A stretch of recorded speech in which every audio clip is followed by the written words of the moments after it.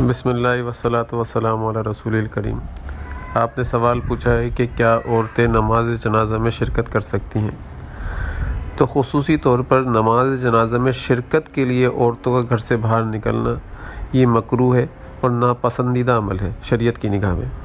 اور اگر پہلے سے ہی موجود ہیں عورتیں اور وہاں پر نماز جنازہ ہو رہا ہو تو عورتوں کی صف پیچھے بنائی جائے گی مردوں کے۔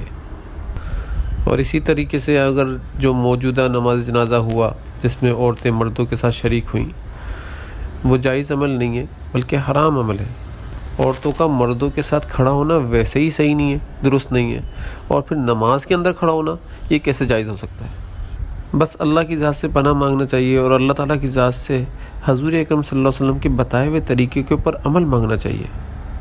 یہ بڑی بدبختی کی بات ہوتی ہے کہ ہم پیارے رسول اکرم صلی اللہ علیہ وسلم کے بتائے ہوئے طریقے کے اوپر عمل نہیں کر رہے بلکہ جو دل چاہ رہا ہے وہ کر رہے ہیں، تو یہ بھی اللہ تعالیٰ کی ذات کی طرف سے ایک بھیجا ہوا عذاب ہوتا ہے کہ بندہ اپنے نبی کے طریقے کو چھوڑ کر اپنی مرضی کے طریقے کے اوپر عمل کر رہا ہے۔